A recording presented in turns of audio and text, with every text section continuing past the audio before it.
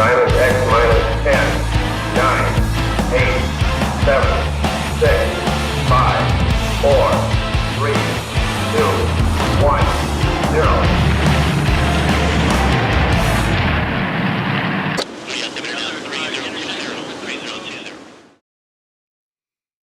Whoa, what's up, y'all? Feels like kind of an overloaded day. This is our call-in show. It's Thursday night. It must be, because here we are. And we're live on Rumble, and we're live on X, and we're live on Locals. And for all of you who are joining us, thanks so much for joining us. I brought on my buddy for a few minutes because I needed a dose of cynicism. And so we're going to have a start with my boy, Aaron Stevenson, and hopefully his sound is going to work. Aaron, can you hear me? Yes. Ow now, brown cow. Can you hear me? Did you say how now, brown cow? Ow now, brown cow. Ow now. Why ow now? You've seen that movie Anchorman, right? Ow now, brown cow. Ow now, brown cow. Yeah, but it's an expression, and the expression is how now. Is it? Did you not know that? No. What the hell's wrong with you? I know unique New York. Or, yeah, where it goes. Yeah. Unique New York. Unique New York. Unique. Yeah. What's good, man? I told you could jump on if you wanted. You couldn't call me, but you could jump on for video because it's you. Tell people who you are if they don't know who you are, because that's important. Sure. If I'm too brief, please always expand for me. Mm-hmm. Background's Marine Corps intelligence. I did 2 enlistments. I was an enlisted guy. I got out as a sergeant. I joined right before 9/11, so that's like my demographic. I went to Iraq 3 times. Prior to becoming a Fed, I worked for as a contractor for DoD intelligence. So National Ground Intelligence Center and the DIA, where I was basically doing biometrics and forensics. That took me to Afghanistan 3 times. And that was my background where the Fed said, okay, now you're ready. So I worked for DHS at Customs and Border Protection and USCIS, which is Citizenship and Immigration Services. And my job essentially for the first probably 5-6 years is vetting, understanding who's coming to the country, know how to find bad guys. And we found a lot of bad guys, and they can still come in the country because that's how the immigration system works. And then growing up over time, I see how this gets worse and worse and worse. So from 2012 through 2020, I'm like, oh, this thing just doesn't work. It's not going to ever do what it's supposed to do or what we want it to do. And I decided then to reach out to Project Veritas. I became an insider, blew the whistle on child trafficking, immigration corruption, deep state corruption. Gave specified information about how many terrorists we brought in from Afghanistan.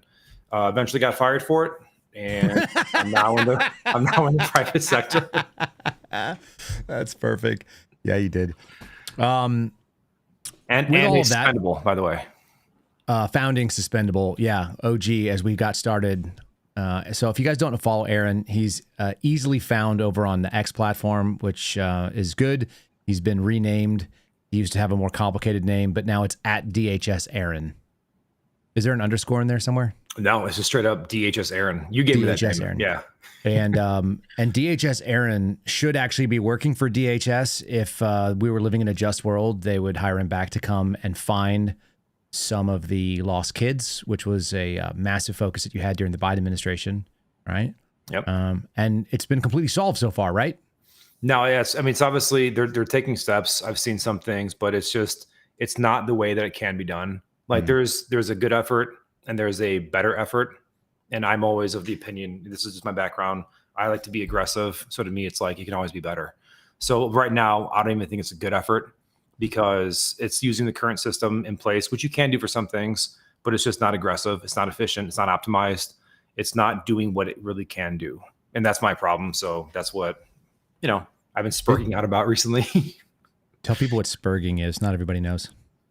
Well, it's short for Asperger's, but basically it's kind of like my inability to, I guess, I don't know, take things off or to slow things down or to remove myself from the equation. And it's like, no, I will continue doing this because I care about it, et cetera else. So would you say that that's part of the reason that you end up a little bit more black pilled than maybe some of the, are you the most black pill suspendable member? Come on. It's compared to George. I mean, yeah, that man's a shining star for my black pill. But okay. I don't think it's black pill in reality though. It's not, because I'm not negative. Right.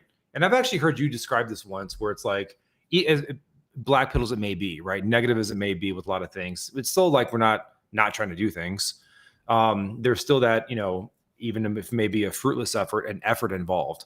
To me, I think black pill truly means something along the lines of like, it's not only is it over, but it's over to the point where I won't do anything. Whereas I have a different take where it's like, yeah, it's over. So now we have to build. Now we have to do the next thing or whatever else. And that's just my my take on it. That's a really important distinction. It's something that I think people sort of they neglect. And so let me throw this out there. Let's say, and I think that you and I kind of are in agreement that whatever phase of America that we wanted to be in it's not continuing. It may have already been ended and we're just living in the rubble of it. But that doesn't mean that there's not another phase. It doesn't mean it's the end of the world. It just means it's the end of that phase. So now we just embrace what comes next. Yeah, that's what, I don't know. I don't see a problem with that. I just like to be honest. I really like telling the truth. I hate lying to myself. Which makes you a sort of pessimistic sounding person, but it's really more pragmatic and realistic, I think. It probably is actually, but which is Can funny. I read you a fun comment? Can I read you something? Yeah.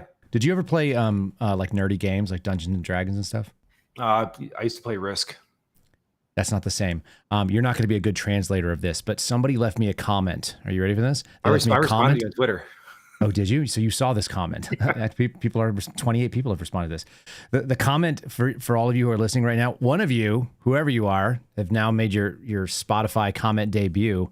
And it said, Kyle on a dungeon run stats be like chaotic good fighter class, unlimited hardware buff, toxicity debuff, versatility plus 20, luck plus 5, NPC dialogue bonus minus 50. Like, I don't know what any of that nerdy shit means.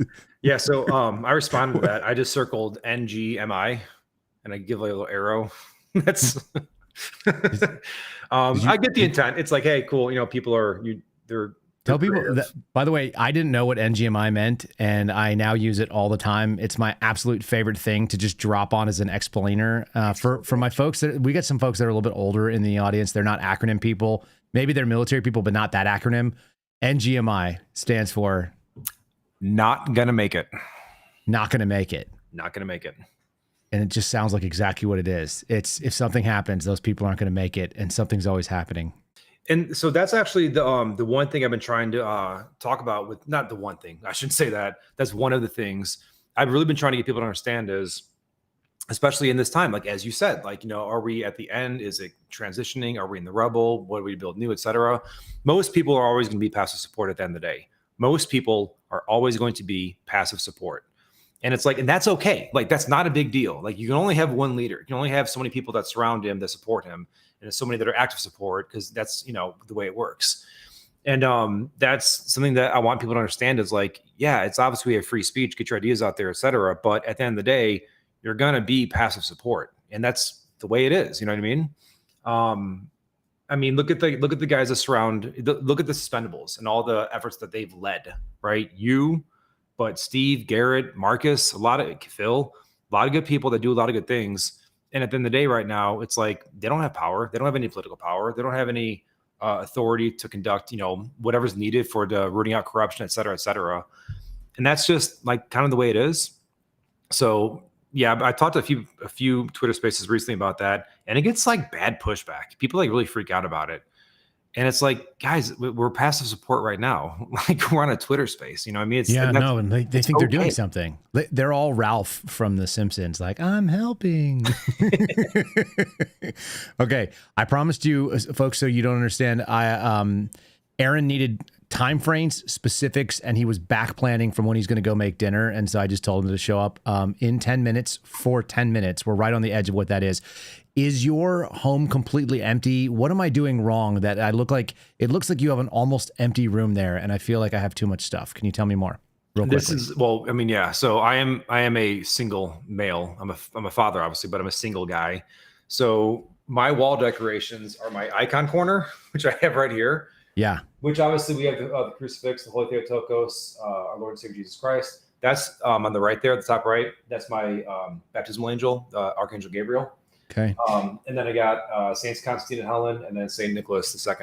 And then upstairs, my wall decorations is a pull-up bar, which is on the door thing, and that's about it. You don't have much else. So, bro, you have a Mr. Seraphim, so it's like, you got some help. I don't I have lived in much help. I lived in a house with a guy when I was in Kansas City where we had 5 empty bedrooms, and we had a Barbie tea time table with 2 chairs for like little girls because he was a father of 2 little girls, but he was like a part-time dad.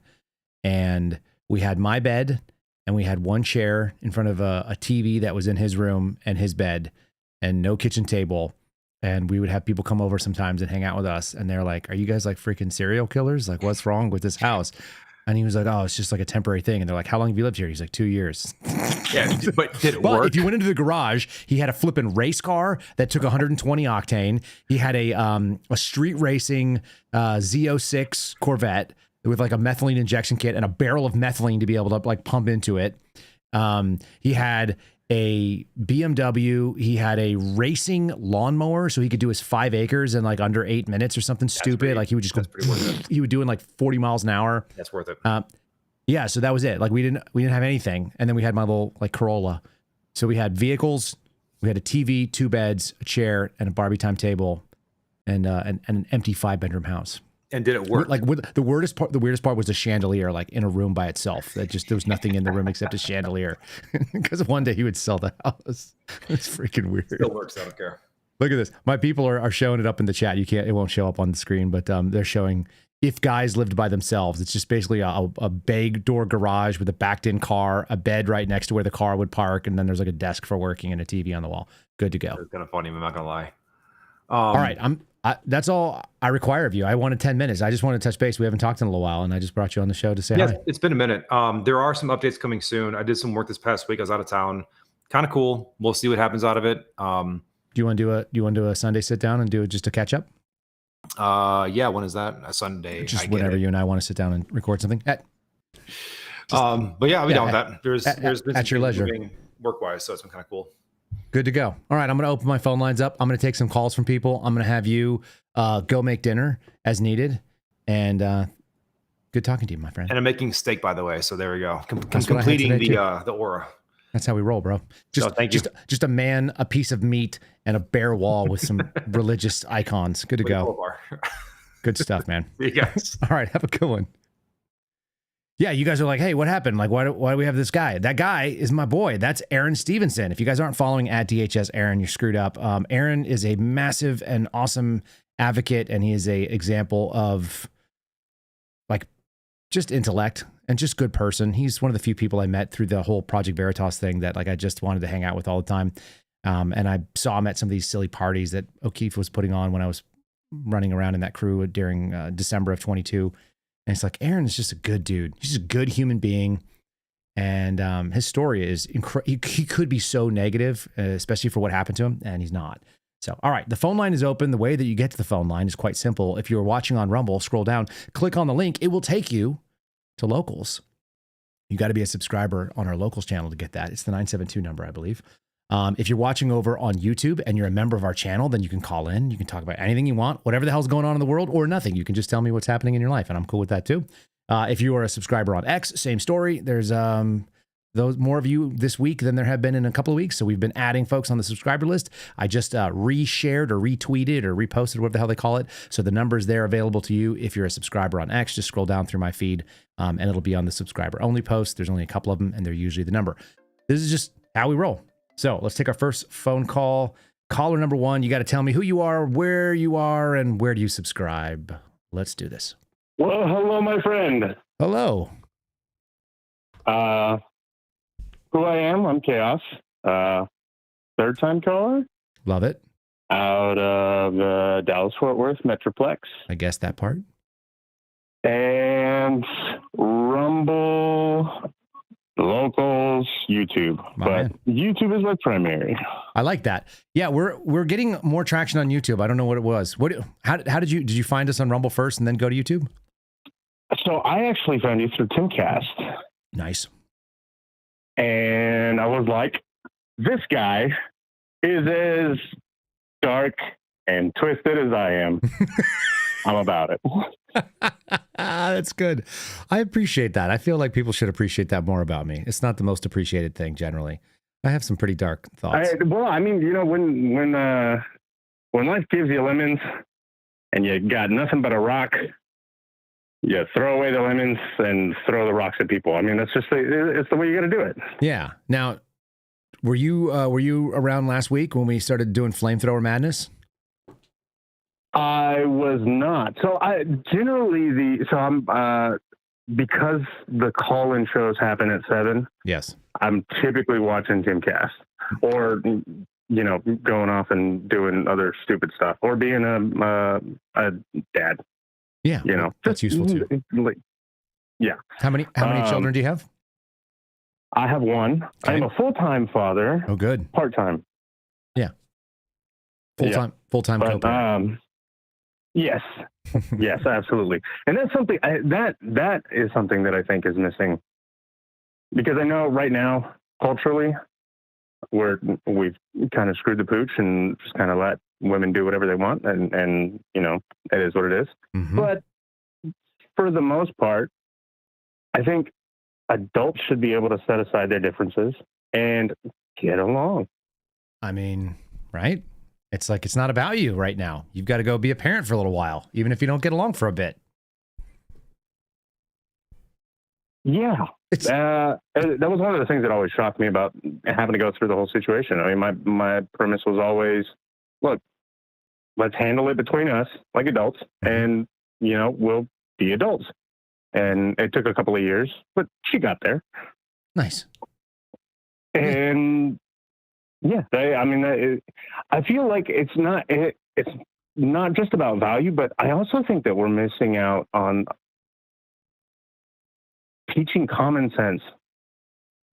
Sure, definitely. I think that's also something that is missing. And I don't think maybe the teaching part doesn't really, I don't know. That's essentially my question is, where did common sense go? What happened to it? I think we stopped doing common sense when we started letting someone else raise our children. I think that my generation, I don't know how old you are, but I'm 43. So I was born in 1981. And I think the folks around my age bracket in the late 70s and then definitely in the early 80s, we had parents that were focused on what the parents were focused on. I don't remember my parents ever telling me about dating. I don't remember my parents ever telling me about like how to go get married. It was just assumed that you would. And I remember that I spent a lot of time in school, and I went to good schools, and I went to, private schools for the most part, but I went to some public schools as well. And I also went to like 11 schools. I went to 10 schools before I got into high school. So my parents moved me around a whole bunch. But what I remember is that I was spending a ton of time around not my parents. And so even though I have very strong feelings about my folks and the way that they think, like they weren't necessarily always, maybe my upside was that they were the most consistent thing. But a lot of my classmates, their parents didn't have that much to do with their lives, and were not they were being raised by some outsourced person, this sort of contracted folks in schools and whatnot. And, you let somebody else give your kids the values, then you don't get to say what those values are. They're going to be something else. And some of them are, a lot of really dumb people out there, Chaos, if you think about it. Like we've all met them. and there's I don't have to think very hard. I can throw a rock and typically hit one. Yeah, you certainly can. And so it's like, well, what are the odds that one of those people is out there taking 6 hours a day or 8 hours a day with my kid? It could be pretty decent. There's half the people in this country are below average. I think they said something about teachers having the lowest average GPA going into college and graduating with the highest GPAs. And none of that sounds to me like anything common sense related. That sounds like the opposite. Yeah, there's definitely a difference between the ability to regurgitate and the ability to think critically. I think that's, and I think that's bigger. I think you just hit it though. It's not necessarily common sense that it's critical thinking, and it's gone.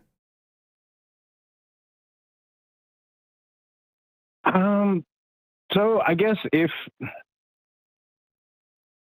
the question why, when did the question why get become the word that you shouldn't accept? Because I kind of agree with you. Like I don't agree so much insofar as having other people around more often than the parent. There is something there to that, but there's that was my life growing up. You know, my parents separated when I was young. Sure.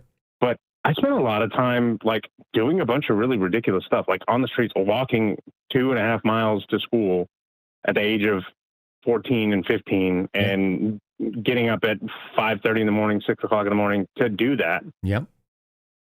And then, you know, coming home and dad's out working. And so I just go and do whatever. And so long as I had the money or I let them know where I was, it wasn't really so much of an issue unless it became an issue. Yeah, and you lived in a as world. wasn't- There's a world in where you're talking about that involves consequences. If you screw up, there's consequences. You're Oh, absolutely. And you were going to feel them. I think we've removed a lot of that. I think we've gotten really coddly about the people. It's not so much that somebody else was raising your kids per se. I think I was half explaining.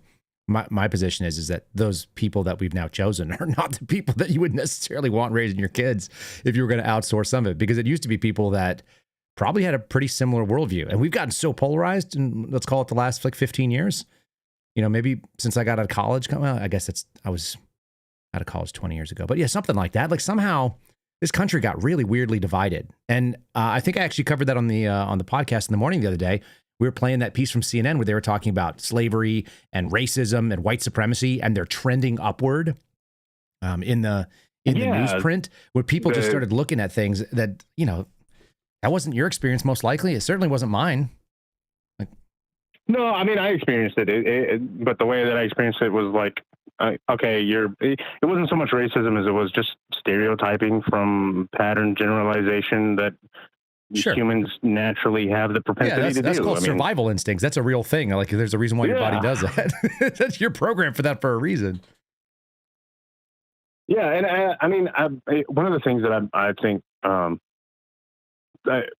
so when I've got an 8-year-old, and something that I tell him, and I tell him often, is just ask why. Just question everything, even if it comes from me. Like, I know I'm right most of the time, if not all the time, but at least most of the time.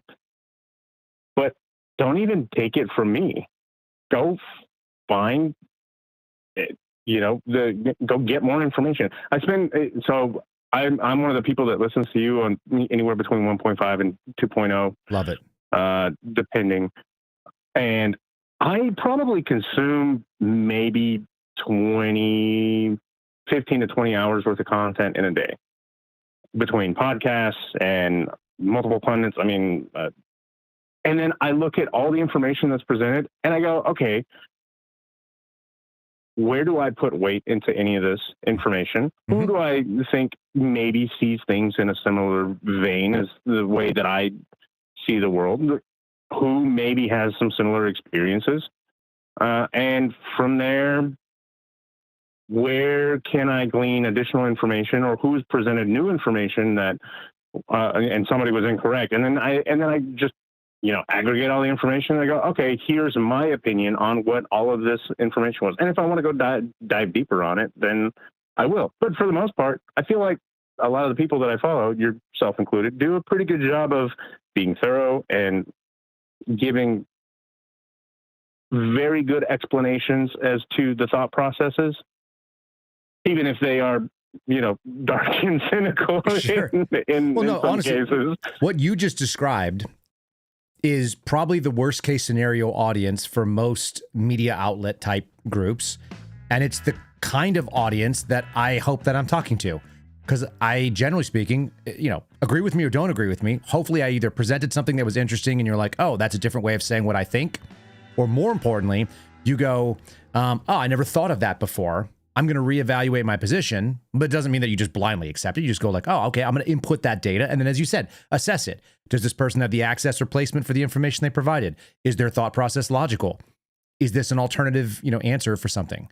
So all of that is, you know, that probably puts you in the top 10 or top 5% of listeners of anything, especially, and with the volume you're talking about, that seems probably very rare, but good for you. Because that's the only way it should be done.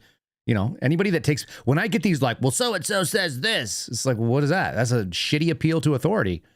And I don't recognize that person as an authority. So why are you quoting them to me? Weird, you know, unless it actually has some logic behind it where I can go and trace the work, like show your work. Wasn't that what we used to get told? Show your work. Yeah. And then they brought in, core math or whatever. I don't know what that is. Yeah. My kids are homeschooled right now. So I don't know what that is either. Yeah, give me the answer.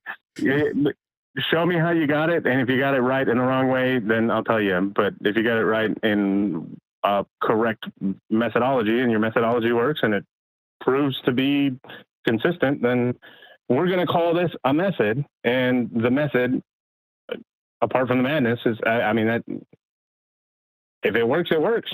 And yeah, it has to be repeatable. I think, yes, yeah, exactly. It's got to be repeatable and it's got to be consistent. And I'm not you told me something incorrectly once, or you said something incorrectly once. I mean, we're all human. We're all fallible. Mm-hmm. But if it's consistent, then I go, okay, I either like you for the personality that you present and don't hold any weight to any of the information that you're providing, or I just completely and totally stop listening. That's the reasonable thing to do too. Yeah. There's only, if somebody is lying to you in bad faith, or if they just present things that are not true and they believe they're true. Look, one of my buddies called me today and he specifically said, I've been under the belief, and I didn't want to ask you about it, that Kash Patel and Dan Bongino have secretly been asking you to say mean things about people in the FBI so that they can go and address the problem in the FBI because they couldn't say those things. That's a really weird leap to take. If you knew my friend, then it wouldn't be a weird leap. You'd just be, I just go, dude, you crayon eating, fucker. What are you? I was like, take your tongue off the window and knock it off. That's crazy. And he's like, oh, I feel like there's still like a 1% chance, like something like that's happening. And I was like, I know, because you're retarded. Like, I love you, but you're retarded, man. That's the dumbest shit I've ever heard. So, stop that. And so, but he doesn't want to be dispelled from his beliefs. If you're that, and like, I like him as a person, and like you said, his personality is fun, so he could be wrong, and at least he won't like fight me about it. He won't be like, no, that's really what's going on. So we can agree that he's kind of a moron, but he's a lovable moron, and he's my moron. You know what I mean? Like, that kind of thing is real. So that we just move on with our lives. No big deal. And yes, he is a Marine. As somebody in one of our chats just popped up. That's math for Marines. Yeah, that does. I know a few of them, and look, some of them, they're the best in the world. Like Aaron, who was just on, was a Marine, right? And there's lots of different types of Marines. Some are thinking Marines, some are doing Marines, some are, doing without thinking Marines, and he's kind of a doing without thinking. So, so be it. But yeah, I think your methodology is great. I might actually clip that out and tell people this is how you should listen to anything. Assess, can it be repeated? And the thing you're talking about, the why, I think it goes back to something that the military is. When it's done properly, when they do prompt planning, they talk about task, which is what you need to do. And they talk about purpose, which is why you must do it. If you're given a task and a purpose, it's pretty easy to assess whether or not you're going to be on board. And so, that's the thing we strive to do for our kids. That's what your kid asking why, things are done. You're establishing task and purpose. And it's good for you too, especially like, I know this as a dad. When your kids question you, you can only use because I said so in times when you don't have enough time for a bigger explanation and there's safety involved, or, it's a crutch when you don't actually have the right answer for them. Or maybe it's just because they're too young to really get the why. And there's that. I told my kids about that tonight. Sometimes they're just not going to get it. Yeah, that's a big one. Well, and sometimes it's not appropriate to discuss. That's right. Why. With a certain age. My 6-year-old, my 6-year-old asked me, why does the government do things that are bad? And it's like, this is going to be really boring and complex, and you don't even know what the government is. So, like, you're right. Your question is good, but like your ability to process the answer is not there. See, that's the thing. I think the simple answer to that is that it's not that the government does things that are bad. It's that the government is this hodgepodge of people, and people do things in self-interest. Maybe not always, maybe not forever, but for the most part, they do things that are self-interested. Again, one of those survival mechanisms. Right. And well, this is the argument that we're not talking about a quote unquote deep state where everybody's organized and there's marching orders. We're talking about people who have co-aligned interests because they work in government, like you just said, and their interests are just basically the same. They don't need to be told what to do because the thing they're going to do is the same thing because that's why they're in the same place. And yeah, they're just people.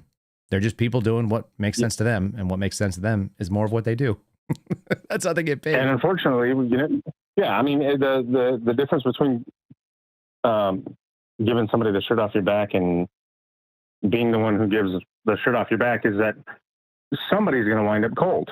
And you've got some people who are willing to take that and bear it. And then you've got other people who would much rather say, yeah, don't care. That's definitely I get true. to be warm. If somebody has to be cold, I hope it's me. That's my jam. I'd much rather be cold than hot. So I'll deal with that. That's always been my, that's always been my choice. One of the reasons why I like you. I mean, I get the feeling of that.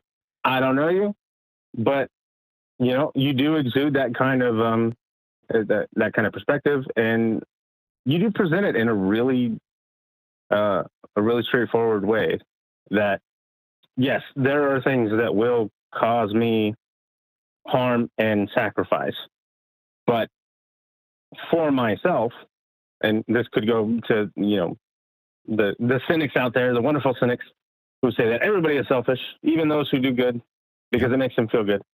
That, yeah, you know, you're doing good things, even though it may mean bad things for you now or in the future. And you just kind of have to decide, do I care about that more than doing the right thing, or is doing the right thing the thing that is ultimately what I'm striving for? And then, you know, hopefully I get, you know, my comeuppance, good or bad, those consequences down the line. Yeah. And if you're trying to be a good dad, hopefully you're setting that example for your kids, what you hope they would want you to do, which is another reason why I think being a parent is important for a lot of people, because it gives us a standard. It gives us somebody that's going to look there and hold us accountable, or we're going to hold ourselves accountable when we look at them and think, you know, this was my decision with the Bureau when I was working for the government. And it was real quick. It was like, hey, how am I going to tell my kid that there was something going on and I didn't do something about it? How do I do that? I'm not that guy. I don't know how to do that. I'm not brave enough to go tell my kid that I was a coward. So I'm going to have to go do whatever it involves, which means we're going to have to sell our house. We're going to have to sell the house. We're going to have to lose the job. We're going to a new school. You got new friends. And yeah, life's about to get real weird. We're about to move into 2 bedrooms. And that's what's happening next, because dad doesn't have the ability to look you down in the eyes when you're old enough and tell you that he was a coward and that's why he has a pension. So that wasn't going to fly for me. So anyhow, Chaos, you threw me off when you said the name, which I'm guessing is a screen name on there. And you threw me off specifically because people have been referring to me as a chaos agent on X for the last couple of days, and I keep seeing it over and over again. So I don't know if it's the same bot account or a bunch of people, but they use it as an insult, and they didn't know that I really like it. It's I would call sign that kind of thing. It's like Agent Chaos. No, well, it's absolutely fantastic. So my moniker for so I've got 2 separate accounts. Well, it's the same account, but I separate out my news channels and then like my podcast. Right. And like just general interest. And so the moniker is actually Chaos for Harmony. And the reason that I chose the moniker is because basically that's all we're doing, is we're all trying to exchange the chaos that exists in our lives for the harmony that could be. And we're trying to find that balance. Amen. You could be like my friend Aaron Stevenson, whose harmony is that he has no worldly possessions in his home. It's just a religious icon. Oh, I'd give up everything. I want a cave in the mountains that I'm not paying taxes for. See, yeah, because nobody 100%. knows that I'm there. Like that's what I want. That's what I want. You know, me and the bear that had the cave before. You know, we're gonna have some wonderful dinners. Yeah, and you're gonna wear together. And oh, I thought you were gonna wear his skin, which is also a winner. Oh no. we would share the wolves. You know, I domesticate them. You know, because what better to have than a bear, right? You could have a wolf, and then you wind up with like the derpy dog that I have. I'm tracking. Yeah. I don't hate it. Bears seem terrifying and capable, and I feel like you also fit in. We've got another regular caller who is raising a tax snapping turtle. So men who want to domesticate undomesticatable animals, that's sort of like maybe that's my special niche right here. Chaos, I'm going to open up the line for the next person because I want to make sure that we give some other people some talks. I appreciate you calling in, and I very much enjoyed the chat. And I'm going to think about the why as well. And I hope you call in again. Yes, sir. All right, brother. Have a good one. Thanks for calling. Yep. Bye. Okay, we're opening up the line. I saw a couple of you guys trying to get in. We went a little bit long. I appreciate the idea of talking about fatherhood. So whoever was super excited about jumping on the line, now it is open for you. And let's see what we got going on in the chat here, because we had a couple things pop in. Guys are asking about 10 whistleblowers. Short answer is somebody can ask me on one of the phone calls. Caller number 2, tell me where you are, who you are, where do you subscribe, and welcome to the program. The great state of Texas. What? I subscribe on, a bunch of junk, and I am the proud father of a baby snapping turtle. Perfect follow-up. How we doing, Mr. Penis? Not too bad, man. I saw you on Alex today. Okay. I try and catch you on there because it's funny to watch the back and forth you two have, but he gives you like a good amount of time to actually explain stuff really well. And I always appreciate that. And I like what you said because you did go into enough detail to clearly, explain like, okay, look, this is what this guy is actually coming in here for.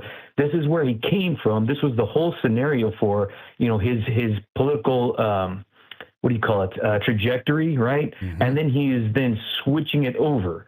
That doesn't make any sense. And actually, doesn't make sense. You're able to clearly state that. So that was a I appreciated that. Did that convince you to think about? Yeah, it was a reasonable explanation. Okay. It wasn't something that's like, okay, this is just wishful thinking or, because of course we would like to see, the people we put our trust in, honestly, I'm a vengeful guy. I want to see them fail when they do a bad job. I want them to fail at doing a bad job. I don't want them to succeed at doing a bad job. Right. But, yes. It was exactly, it was plausible, completely plausible. And so it makes, the perfect sense to me, the way you're able to explain it. Let me add something to that because I think you're going to enjoy this. I'm relatively confident that Kash Patel, who signed off on this deputy director coming in, this co-deputy director of Andrew Bailey. And so there was this joint notice, like, the FBI director and the attorney general welcome, this new co-deputy director. And they're both smiling and like, yay, like, here you are. I think Kash Patel didn't realize that guy was going to come in and replace him and that he was celebrating his own replacement until I made that video. And that's when he announced that 10 whistleblowers are coming in. I think he didn't realize that his own demise was something he had just like waved and smiled about. And I'm more and more confident of that because a couple of people have shared that they had the same instinct after they were like, yeah, he had a holy shit moment where he's like, oh my God. Here I am flying around doing cool guy stuff and hanging out with Kid Rock. And I just realized that like, they're going to replace me. That's why they brought in somebody who's got more capabilities and was one of the, Kash knows that was one of the original 2 choices. Yeah. So do you think the whistleblower stuff is basically like, oops, my bad. Hey, I'm going to do good now. Right. Don't get rid of me. I want to keep flying around and going to, USC games and all this other stuff and hanging out with the cool guys. So I briefly kind of brought it up when I was on InfoWars earlier today, but the short version of it is DOJ reached out some sort of an offer to a couple of the friends of this show yesterday or last night, or sent it out to their attorneys. And then unilaterally, Kash Patel added things to that deal that nobody was prepared to offer because basically DOJ can't make personnel decisions for the FBI, and they said they wouldn't.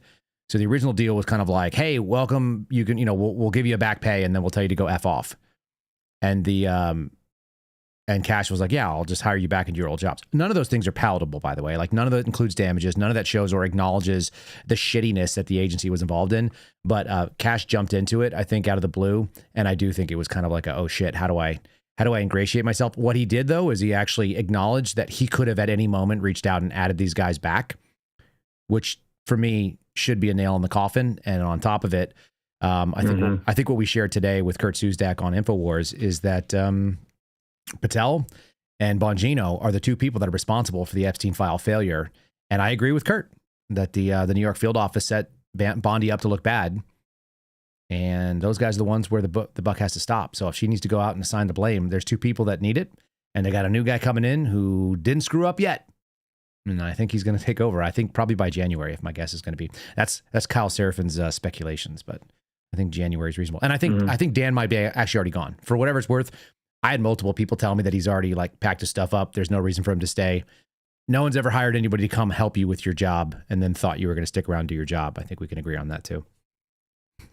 Yeah. Like yeah. Again, I mean, I even looked like when I first heard that, I'm like, I honestly asked Grok just because it's way better than Google. It's not, super communist. Grok is nice, helps move syrup and everything. But anyway, so I asked it like, okay, has this ever happened before in the history of the FBI? And it's like, nope, never before has this happened in the history of the FBI. I'm like, okay, that kind of frickin' says something. Yeah, it does. And what's even more funny is geniuses to put, to do that math. So what's crazy is that the FBI's org chart is director at the top, deputy director is number 2. There's a person called the associate deputy director is number 3. The director handles like all the operational parts of the FBI, and then you've got the administrative parts usually fall under the associate deputy director. So they kind of actually split. So it's like 2 and 2.5. That you already have kind of a co-deputy there in that space. And then underneath them used to be what are called executive assistant directors. There were 6 of them or 7 of them. And they did away with that position and they just added a bunch of people that are called assistant director. Everybody's a director. So you got assistant directors that are spaced out all over the place.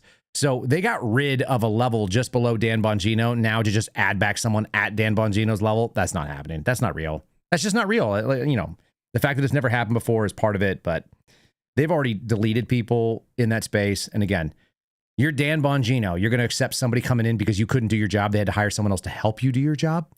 And that's cool with you and your ego. Like you're gone. You're out the door. He's out the door already. Oh yeah, absolutely. Yeah. No one, just watching his ego take over his show, and his like half-hour morning briefs or weekend updates and all of this stuff, just watching that, there's no way that he's going to be, back, or what do you call it? Where you have someone come do it. What's the word for it? Like, it's like the sidecar on a motorcycle, whatever. You know what I mean? Co-pilot or in there over the shoulder. Yeah. Co-pilot, the same freaking thing, right? Or backseat drive you. Yeah, exactly. There's no way he's going to be okay with that. I think just his own ego won't let him be okay with that. And because we're not retarded. We're not like the left. We kind of see what's going on. We're not all the complete MAGA cultists, trust the plan people, why don't they explain that plan? It's hilarious watching them try. But anyway, yeah. It's going to be an interesting little bit here. We're going to see some fun things in the next couple weeks, I think. At least fun for me, and maybe fun for you as well. I have a question regarding. I looked up, tried to look up. Obviously, I'm not a freaking whistleblower. Oh, by the way, I've got some updates, or I've got some bona fides on comments on that post, because I have a bachelor's of science in video game design, so I can properly, articulate what that guy's post should have been about your class and your stats and your skills. But anyway, before that. No, I want to hear that if you're prepared. Yeah, Tulsi. I like Tulsi a lot, okay? And it's not just because she looks like Wonder Woman. That's when I first, started to like her. I'm like, oh, she's actually, military veteran. She looks like Wonder Woman. She seems like a pretty nice person. Listen to the things she'd articulate in her positions and stuff like that. And then looking at what she's done like exactly what I wanted her to do, like what I thought she would do. And that was a good thing to see. How much you articulated on your show today, didn't you? Like there's some FBI people that were under the umbrella of the DNI. It's you that I heard that from, right? Yeah. So that's the job code 0132, the Intel analysts. They all take orders from ODNI, but they get paid by the FBI. Yep. Does she know? That's a great question, and I'm going to make sure she does. That's awesome. And also, here's another question. Who in the FBI that were responsible in that whole Gretchen Whitmer, what do you call it? It was that one case. Mm-hmm. Yes, the Fed napping, and it was entrapment, right? Who all is responsible for that and still working? Who got promoted from that? So the special agent in charge of that field office moved on. I don't know who the ASAC was there. The special agent in charge went on to be the guy who was in charge of the Washington field office when January 6th happened, and he's since retired, Steve D'Antuono. I don't know who the ASAC was, but we could probably look into that. It wouldn't be bad. And then one of the case agents got tossed out of the bureau because he beat the crap out of his old lady, and he was involved in some sort of like a swingers club, and then he had a domestic situation. One of the guys has left, I believe, and started a security company, but there may be 1 or 2 people. I haven't dug into it enough, but those people are relatively well known, but not the supervisory folks. So the SSA, the first level supervisor, and the ASAC, the second level. I'm not sure we've ever dug into it, but it's a good target thing as well. I mean, look, there's an unlimited number of targets if you know what to look for. And having somebody in there that would be willing to go and start finding out who did bad things and whether or not they could be in a position of authority again is, I kind of thought that's what we were going to be doing. That's what we were going to get from these guys, and they didn't do it. So maybe we get another shot at it. All right. Well, with regard to that one ex post I was talking about, my correct assessment, because again, I have a background in video game design, and we're going to be talking about, you know, character building and stuff like that. I kind of have some bona fides. Okay. So you've got verbal speed plus 15. Okay. You've got corruption spotlight plus 25. Okay. You have retard name calling plus 50. Okay. And the class, your proper class name is whistleblower rogue. Okay. Your skills are firearm rifle, firearms pistol, firearms auxiliary, because I had to add that because of the flamethrower. Hold on. Food prep. Hold on. There we go. Look at this, people. There it is. Dust pulse fire. That's pretty cool. It's empty. Yeah. Okay, keep going. Yeah, good thing it's empty, yeah. It's empty. And food prep and secure communications. Okay. Yeah. All right. You don't make your own ammo, so you might want to pick up that skill the next time you level up. Yeah, for sure. I do need to work on that. Next time I move, that's part of my list. All right. I'll take it. In fact, I appreciate it if you would comment on the X post there so I can figure out how to put that into my life and which one of those I need to remember. I just read off of my reply. So. Oh, perfect. So it is on there. That's all there. Oh, good. Yeah. I'll find it later then. All right. I'll look at that. We got a couple other people that want to buzz in here. Let's open the line if you're good with that. And then if we get lonely, you can call me back again and tell me about your turtle. Oh, see you Saturday, man. I'll talk your ear off about syrup. Outstanding. Thank you, sir. All right. Have a great night. Peace. All right. Mr. Penis is off. That is the TAC Penis, aptly named. Good time. We appreciate that. Seth and I were in the Air Force, overlapping, at least, at the very minimum. We got a next call coming in. This person has been trying to get on for a bit. Caller number 3. I see you've been trying for a little bit. Tell me who you are, where you are, and where do you subscribe? Oh my gosh, did I get through? You got through. Yeah, you just got to kill the noise in the background. You got through, though. Welcome to the program. Hi, Kyle. It's American 702 calling from Vegas, and I'm a Rumble subscriber. What is going on in Vegas right now? What do we know? It's just hot as all can be. Yeah, I know that one. I can tell you that.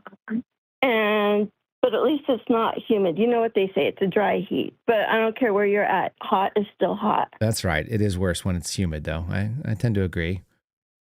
I've seen you in our chat for quite a while. The floor is yours. Oh. Well, I was going to say, I'm not stalking you, but I'm looking at, and I'm just looking at the screen here. Oh, wait. Okay, the timer is going. So I'm going to talk fast. No, you got time. I'm looking at my TV. I'm looking at my phone. I've been trying to call. This is like 9 times. Okay. I'm looking at my notes. Okay. So this is the second time I've talked to you. Mm-hmm. The first time was in a space on James' space. I know you talked to a lot of people. Yes. I'm sure this doesn't jog your memory. But under the circumstances with James having a stroke, I thought, okay, it's all coming full circle because I've never called in. This is my first time. But under the circumstances with James and his stroke and everything else, I thought, I'm going to call. And as much as I'm in this morning chat and I'm on X, I don't want Kyle thinking I'm just some crazy bot or stalker. I want him to know I'm a real person. So here I am in the flesh again. But you know how I feel. I told you back in James' space how I support the Suspendables because I was there at Palms when Gangsters, whatever Patel's stupid movie was. and Steve Friend and Garrett were there, and right in front of God and everybody, Patel said, all we have to do is get him in and get him elected, and I know somebody that will give you your jobs back.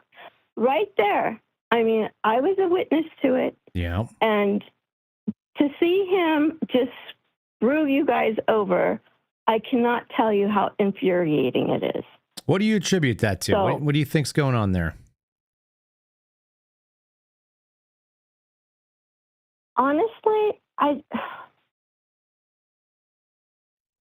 don't know. I mean, I'm just as duped, and I mean, I really thought they were going to go in and do the right thing.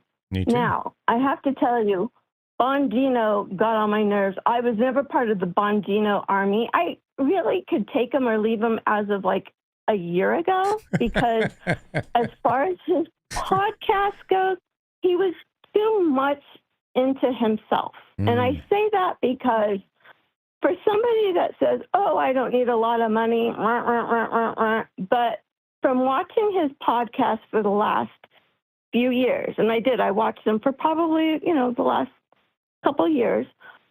And then just within those 3 years or so, he moved like 3 times, and every time it was like upgrading. So I was like, well, who's he trying to impress? And I'm not shaming because I'm all about improving. But if you look at Paula from just like 3 years back to like now, totally looks different. I mean, she's got the duck lips, the this, the that.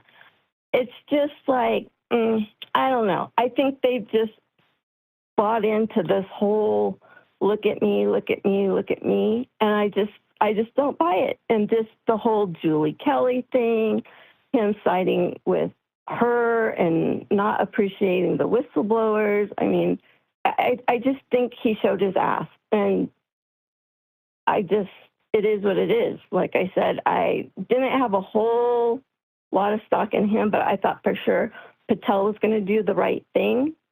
And when they went in, and like you said, I mean, they should have done the right thing within the first couple of days, if not by the first week. And when that was going south, and then when they started smearing you guys, I was like, oh, no, this is not going to be pretty. We're done. We got duped. So we did get duped. I just own it. You know what? I'm a pretty good judge of character, and I can objectively look at people, except when I can't be objective. And when someone, is coming to us in a place where you're vulnerable and they're doing something that is right for that moment, and out of nowhere, you buy a lot of extra credit from me. But what's interesting is we found out that a ton of money was paid out of the Fight with Cash Foundation to not whistleblowers. It was paid out to some other folks and some consultants and things like that. And, that's interesting. They basically bought support for $10,000 is what it came down to, because that's what that check looked like. And it's nice. I mean, it's nice that somebody wants to write you a check for $10,000 when something bad happens to you. You can't be not grateful for that. And then you realize that if that's all they were looking for, and it put them into a freaking private jet so they could ignore you, that's not exactly what we thought we were signing up for. It's not like it was his $10,000. I raised almost $300,000 each for Marcus and Garrett, but it's not my money. Like I did some work to make it happen, no doubt about it. I put a lot of hours in to try to thank people and go out there and promote the fundraiser and all that. But at the end of the day, it's not Kyle Serafin's money. I didn't write him a check for that much. So that was a bunch of people that gave from their heart. And that's exactly where the foundation money came from too. So at the end of the day, you're kind of like, all right. Man. Yeah. And then to boot, he's from Vegas. If you don't think that's a black guy, and it's not like he's a native. I mean, I'm a native. If you don't think that's a black guy, and you don't think that doesn't piss me off, that pisses me off. I mean, the whole jet thing, it's like, come on. And then to have that douchebag FBI guy that's from the Vegas office on top of it. I mean, we need a win here. We need a win. That's all right. You know what? At the end of the day, I think that was why I had Aaron on, because Aaron always reminds me God wins, but we might lose while we're on the way. So it's okay. Yes. It's, you know what? And you know what else is a win. If I could just tell you this, and this is, I watched that OAN clip. Okay. And the look on that lady's face when you were just dropping knowledge left and right. I didn't even watch the clip. I just reshared it. But you know what? I realized that they hadn't put that clip out yet, and that was from like maybe a day ago or 2 days ago. I think it was 2 days ago. And it made me laugh because I was like, oh, maybe they know that I'm right now. Yeah, she didn't know what to do with that. I actually texted her afterwards and I just said, I got you, didn't I? And she went, I thought I knew what you were going to say. And I go, no, you don't know what I'm going to say. No. So that was funny. And then if I can just tell you this one last thing, I'm not going to be a hog. When you do Alex Jones impressions, those are my favorite. You like a good Alex Jones? Yes. And this morning was my favorite. Even my mom was like, oh my gosh, he sounds just like Alex. The breaking exclusive thing? I can't unhear it. Breaking exclusive. Breaking exclusive. Breaking exclusive. Breaking exclusive. Oh, Alex. Yes. He's so good. Oh, Alex. He's such a madman, too. So you don't know this, but I did an InfoWars hour today. They called me up and asked me. Alex called me in the middle of his program. He's like, I got 2 minutes. Can I get you to come in and do the last hour? And I'm like, dude, I don't know. And he's like, come in and do a victory lap. I'm like, it'll be great. Like, you just, remote, you can do it from here. It doesn't matter. I'm like, I don't want to do another hour. I got other stuff to do. Like, I want to go do a workout. And then I went, you know what? Screw it. We're going to go do a thing. We're going to go punch right back in and we're going to do it. So I drove down. I told my wife I was going to do it remote. And then I started eating lunch and I went, shit, I better just drive down to the studio. So it's like 40 minutes away from me. So I run in, I throw on a dress shirt and I throw on a jacket and I drive down there and I'm like speeding down the road. It's pissing rain and all this other kind of stuff. And I missed my turn off and I ended up like smoking a bunch of those, those little like white things that stick up. They're like reflectors that tells you that the turn off is, you're not supposed to. I mowed them down because I didn't even see them because my truck's pretty high. And so they're like the 2 to 3 foot tall things. And I just went pop, pop, pop, pop, pop. I hit about 8 of them or whatever. I smashed them and I went over the lane and I go and I pull off and I'm like, and I got there. I was still like 35 minutes early. So I was looking around and I kind of told Alex I could sit in for a minute and do the handover. So we do that. And then I get dropped into the seat. It just felt kind of wild. And then halfway into the interview, he comes running in with no shirt on. And he goes, I'm not trying to run in here with no shirt on, but like I was in the middle of a workout and like I'm doing this thing. I'm like, what the fuck just happened? A polar bear. He's just a shirtless maniac in the like semi-dark studio. Oh my God. I was dying. I was like, what just happened? I was like, if people could see what was going on off camera. It's Alex Jones smoking a cigarette, running around shirtless in a pair of jeans and like just like kind of hulking out. It's so good. That's why I went down there. How do you unsee that? How do you unsee that? I don't. I just love it. It's the best. Well, my parting questions. Oh, I don't want to be a hog. No, take it. I'm going to give you, hold on. Let me give you another. I'll throw 2 more minutes on the clock. There you go. You got the parting question. Go for it. Have you done a sit down with Phil Kennedy? I don't know that that's an option for Phil Kennedy. It's not because he's always welcome to come on. I'd fly him in if he wanted to, but he's still working in a capacity that would be disadvantageous for him professionally at the moment. Okay. But Phil is a poet and he's really special. Phil, I love Phil, as you can see. Yeah. I'm a fan of Phil. Phil's the best. So I'll tell you this. Today, when I was driving home, I put Phil on the phone with Steve, with Garrett, with Kurt Suzdak. We got all 5 of us on the phone line, and we're driving home, and I'm talking in the truck while I'm stuck in traffic. And Phil said, if 4 years ago, when Kyle and I were 69'd up in the parking lot with 2 cars, you put like your nose to nose kind of thing, and so you're talking through the windows. And he's like, if you had told me while we were sitting there in the parking lot, like just shooting the shit and talking about how the Bureau's not that cool, that in 3 years or 4 years, he was going to be announcing that the FBI director was being terminated and taken over for Alex Jones for the day. He's like, there's no way. There's no logical. There's no way you find that route. It's completely illogical, some of the stuff that has happened. But Phil has been a believer in the whole thing. He's probably our most positive, even though he's probably not always that positive in real life. He reminds us to be positive. And Phil's awesome. He's just great. He's brilliant. Yeah, he is. And God is good all the time. We have to remember It's that. true. As hard as it gets. It gets hard.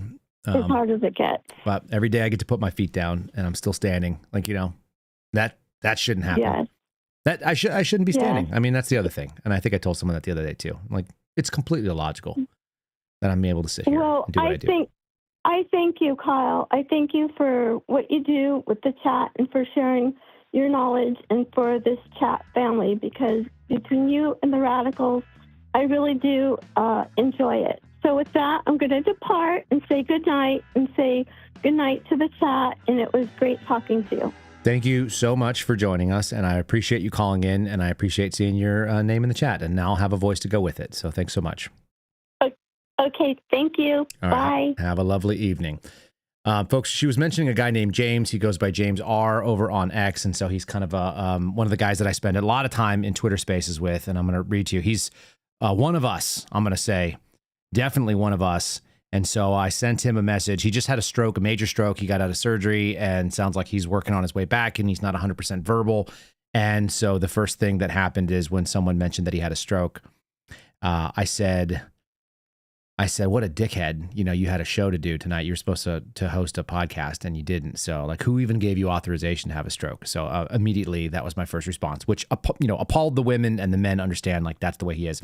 I sent him a DM earlier today because I was thinking about him, and I said, hey man, I'm just thinking about you. I heard that you're coming out of your recovery and that you're not much more retarded than you were before. So that's really a relief. Luckily, you basically held on to what you had because you really couldn't afford to slip too much. Hang in there. So, men are different than women, and we oftentimes get treated kind of rough, and that's the way we like it. And, if people if people baby us when we're in like a dire situation, it makes it actually worse sometimes. So hopefully James will do well. If you guys know James, say a prayer for him. It does sound like he's recovering, and I look forward to hearing his voice, or, whatever gargling murmurs he's able to make soon. I saw some of his text messages and they looked like they were completely garbled up. So I think he's still struggling to see what kind of rehab he's going to have to do. Scary stuff. Strokes are super scary if you guys don't know about that. And it's yet another reason, if you don't have some emergency medical training, if you don't know how to handle like a regular medical emergencies, if you don't know how to do things like stop bleeding or identify airway issues and things like that, man, you can't do better than taking an emergency med class. I used to recommend to people to go to the PJ Medcast, which I think is still on X. Sorry, I think it's on YouTube, PJ Medcast. But if it's not, it's definitely available on Apple Podcasts and some of the RSS feeds. Check out PJ Medcast. Go get yourself a quick lesson on March. It will change, especially if you practice it. It will change the way that you look at emergencies, because you have what I would call an order of operations. You know what needs to be done, when, and how, and it takes all the fear out of what you need to do in a real emergency, because a lot of people basically, they have no idea what to do. So, God forbid something happened, they're going to be screwed. All right, we're taking caller number. I think we're on to number 4. Tell me who you are, where you are, and where do you subscribe, if you please. Hey, I'm calling back. I actually gave people plenty of time. This guy. Didn't seem like anybody wanted to. But you're talking right now exactly about the thing that people, civilians, don't get. They don't understand. Us being veterans, or, other jobs too, I'm sure. But, I've seen it just, in my entire, career in the military and everything. We are harsh to the ones we like. Yes. And that's how we know we like each other. That's right. And we'll even go as far as to, express actual deep emotional feelings like, hey, man, I love you, but always with the caveat of no homo. Yeah. Or there are things that we say. Yeah. Or we let them know that we think they're gay, and that's why we said that.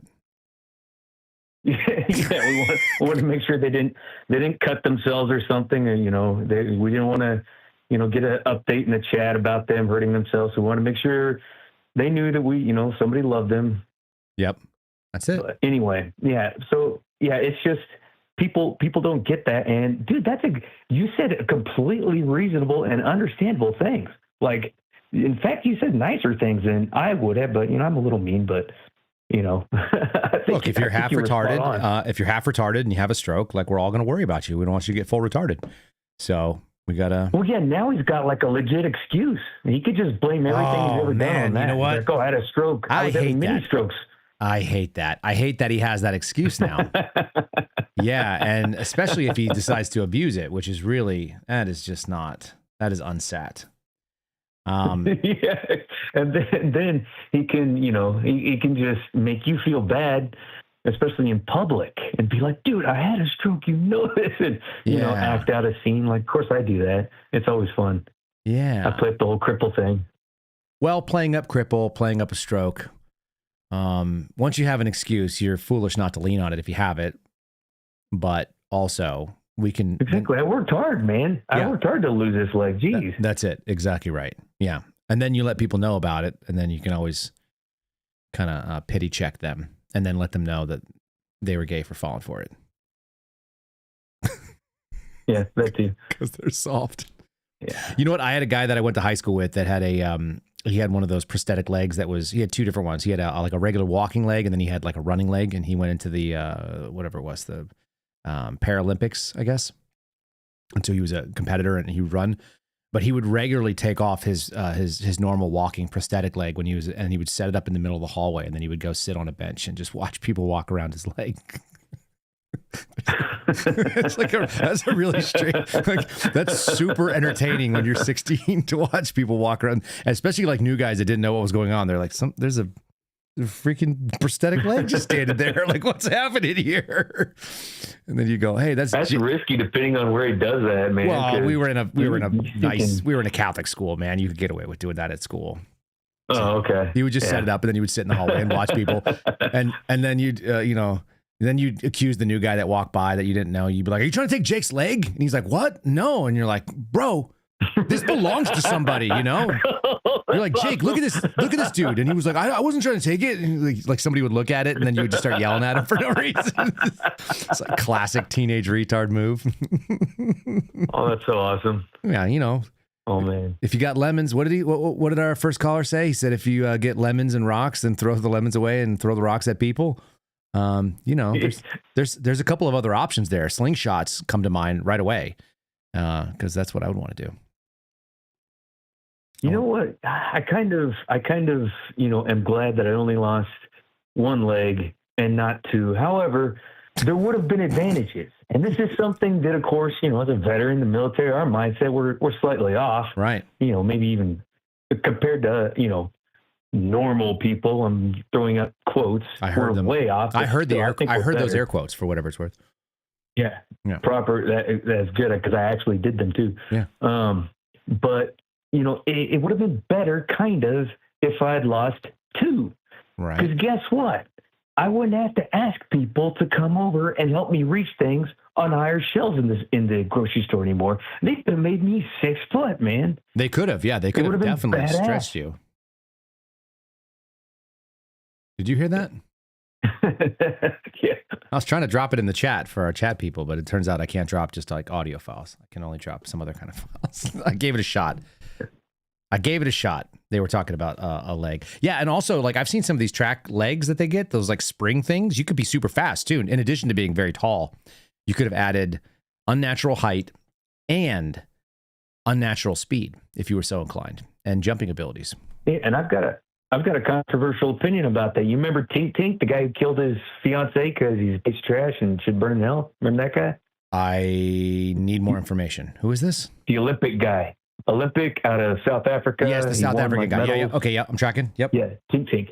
I didn't know his name. But... He was missing, he was not missing his legs. He was missing his feet. And anybody, again, that claims he was missing his legs when he still had 2 knees is a waste of life and should just go lick windows, because they are definitely retarded. Anyway, he had an advantage, like a massive advantage, dude. I guarantee you. Had he been a normal person, he would not have been there in the Olympics. Mm-hmm. The fact of the matter is he weighs less. Yep. With the prosthetic. Yep. Than he, if he had normal legs, and he also doesn't have those tendons that are going to be wearing out. He had something that was a guaranteed spring. So he was just, all it took was his thighs and his knees. He didn't have to worry about his feet and his ankles or anything like that, man. So that guy, he cheated. And then he killed somebody. In my opinion. Yes, he killed a really hot chick too. It's even worse. That does seem worse. Do you think that? What do you think that? Do we know what that was all about at the end of the day? Just a domestic experience. He was just. He sounds like he could have been, gone to work for the FBI, like to beat women, like that other guy you were mentioning. That's awesome. So perfect. He could have been the face of the FBI. Could have been the face. of the FBI. He could have been a contender, is what you're saying. Yeah, he was just somebody with some massive mental problems and like a history of like that type of thing. Apparently, that is something that had been happening for a while or multiple times beforehand. So it wasn't a big surprise. Your discussion about the attractiveness of the, what was it, fiance? Maybe is that who it was? Fiance, wife, girlfriend? Yeah. Fiance. It reminds me of something. I don't remember when I heard this first, but it's always reminded me that no matter how pretty, we could be even more graphic, but no matter how attractive some woman is, there is some guy somewhere that is absolutely sick of putting up with her shit. Somewhere, right? And actually, I used to see women in the FBI that were and other jobs as well, but definitely in the government jobs, when they were attractive, I immediately didn't trust them because I felt like they didn't have to do work. I was like, they just get away with stuff for just being attractive. Exactly. People just want to cut them a break. We had a gal, you'll appreciate this too. You ever see those posts? Go ahead. Oh, go ahead. I'll just give you a short one. We had a gal. She was probably the prettiest gal in my my Quantico class. She was actually relatively competent, but she was, like a girl. She was girly, really girly. She got her brand new issued body armor. This is sad. She got issued soft armor, so it's like level 3A soft armor, right? Classic law enforcement stuff, and it's got the soft, Kevlar piece, and then it's got the carrier for it, right? Like the outside carrier with the Velcro and stuff. And she took socks and she put them on the outside of the Kevlar, but under the carrier in the shape of breasts to feminize the way that her body armor looked. Okay. Are you with me? Oh my word. Yeah. And then she donned her body armor before a tactical exercise. And we look at her and we're like, Jackie, what the shit are you doing? Like your armor's on backwards, because she had the back up, it was like flat and high and didn't have the notch for her neck. And so it was like all up on her neck. And we're like, your body armor's on backwards. And she goes, oh shit. And I spent like an hour stuffing this thing too. And we're like, you did what? And then she took it off. And then we realized that she had stuffed like socks in there to make the breast part. And then she had to wear it with the breasts on the back because she was going into an exercise, and she looked absolutely ridiculous. And I was like, never once in my life would I think about that. It would never occur to me, like, maybe I should make this body armor look more flattering. How freaking embarrassing and stupid. And that's the caliber of people that I had working. And it's like, she was sweet. She was relatively smart. She wasn't physically capable with men, but her instinct was like, how do I look attractive in this freaking body armor? And she was married, so it didn't matter what anybody thought. It's just the weirdest shit I've ever seen. Would never have occurred to me. She was married? Yeah, she's married. Dude, what the crap, man? This is why we can't have nice things. This is why we can't have nice things. You're exactly right. Right. What were you going with that? You had some other thought. I got derailed because I can't. You brain farted me with the whole lady padding her stinking body armor with boobs. It don't make any sense, my friend. It just does not. It's awful. Oh man. But it's real. I had something good too. I can't even remember it now. It'll come back to you. We'll take one more call if somebody wants to jump in, and then if not, then I'm guessing you'll just pick up the phone and you'll dial it up again and you'll tell me some other weird thing. Somebody said that she needed to be lightly smacked. I don't want to lightly smack somebody else's wife. I just want them to not be around me. That's my thing. All right. I'll call back. Deal. All right. That opens up the line for the famous tack penis is going to jump off. What a madman. Oh, whoever it was just called. You either called the wrong number or I didn't see you in time. So I think you called and hung up. Call on back. Look like a New York number, something like that. Let's get one more call in here while we're sitting here commiserating. You guys want to hear this? This is breaking exclusive. Breaking exclusive. Breaking exclusive. Breaking exclusive. Missouri AG Andrew Bailey being brought in for the future replacement of FBI Director Kash Patel. So, Kyle Seraphin, you got the floor. Start over. you've got a guy who was in the running to be the director of the FBI prior to Kash Patel being named and nominated by Donald Trump. That is a bright guy right there, whoever that guy was that was just talking. That guy was awesome. You guys should listen to him for sure. Breaking exclusive. All right, caller, who are you? Where are you? And tell me where you subscribe, if you would. Breaking. There he is. This is Renzo. Mr. Renzo. What do you think about breaking exclusive? Is that silly or not? Everything's breaking now. I guess it's a TV thing. All right? It's so dumb, man. And the freaking FBI director is tweeting out, breaking, I made a deal with people, but I didn't tell them, so it's not actually a deal. I'm just full of shit. He is totally full of shit. I'm so disappointed in this dude. We're living on a dumb timeline. What's going on with you tonight, sir? Not much. I just was gonna call in about. So you were told, I know Garrett likes to say a lot that we're in like a late stage republic. Yeah. So he got me thinking, and I started thinking about history, and I'm like, so like France, they call them like, I guess, the Fourth Republic, or maybe they're up to like the Seventh Republic now. Yeah. Throughout their history. Yeah. I feel like our country has gone through phases of being a republic, and then shifting to less of a republic. Yeah. What are we moving towards? We're obviously moving towards totalitarianism. Oh, good. That's the obvious goal of the leftists. The whole goal is to control your life from whether you're born to when we can kill you. Yeah, that sums it up. That's pretty much it. That's it. They just want to control your life, and that does very totalitarian. Great, thank you for that.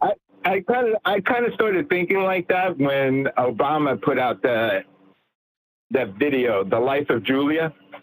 Okay. And they were like, this is how government helps Julia do this, and then Julia goes to college, and then Julia does this, and. Lately, how you were talking about college, and, I feel like college is a scam because, I did the whole college thing, and it really did nothing for me other than I had a good time. I will say I had a good time during college. I heard that. Yeah, I heard that about you. I heard that about you a little bit.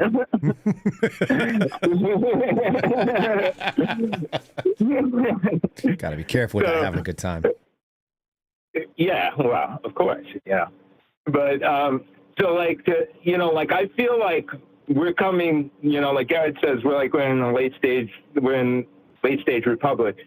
Like this whole phase of what we're in, I feel like I look at it as the inception of America up to the Civil War was like the first republic. Right. Where we actually were following the Constitution, trying to figure out how the Constitution applies to everything. And then we got to the Civil War and the whole slavery issue and the states' rights versus federalism went back to the way it was when we had the Articles of Confederation. Okay. So that was the end of the First Republic. Then the Second Republic started, which is the one that we are living in now. Mm-hmm. Now that's where government started becoming, the government had to do stuff for you. Right. As opposed to the government was there to, protect you with an army and, do trade. Before the Civil War, that's pretty much essentially what the government did, the federal government. Sure. Everything was up to the states. Then the Civil War came. The federal government had an excuse in order to have more control over what people were doing. Not to discount the fact that the southern states did this to themselves. I'm not, absolving them of this. They gave the federal government the reason to have them control more aspects of their government and their lives. The citizens of their state. Mm-hmm. And then World War I happened, and they used that war to increase and create the Fed. And then I feel like that might have been the third turn, don't you think? After the World War One, that's kind of like, yeah, okay, so 1913 on, like 1908, the pre-World War time going into World War One. Like, is that fair enough to say that could be move us into the third stage? And then now we're moving towards I was thinking about that. I was thinking about that too. Would you call it like it was like the Third Reich, really? Yeah. Sure. Are you suggesting we're moving towards we're coming into the Fourth Reich here? Yes, and that's what my point is. I kind of feel like in like 15 years or so, this whole system that we have going on is broken. It's broken beyond like repair, and there's going to be a drastic change because like we've mutilated like all of what government is supposed to do and what it actually does between the theater. So it's not been doing what we think it's been doing since the 20th century. I think that's true. Because one of our chatters, White Knight, was over on Rumble, said we've moved from nanny state to police state. That's that might be a very short version of what you're talking about too. I don't disagree necessarily. Yeah. Well, we're not obviously all of one or all of the other, but as far as trends go, I don't think that's a bad way of describing some of this trending. But see, this is what I think that we're correct. That's correct. That we are trending that way. Mm-hmm.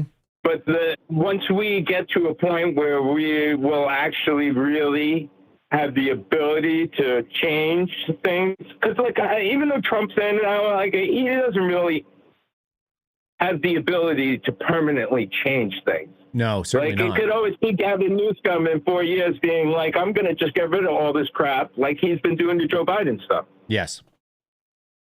So that back and forth creates stagnation, which is just slowing down, which is like the slow roll down into totalitarianism.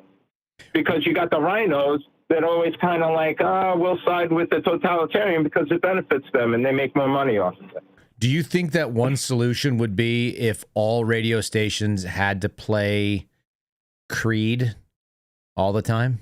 Could we go back to like 1997? Was 1997, was that peak America or close to it?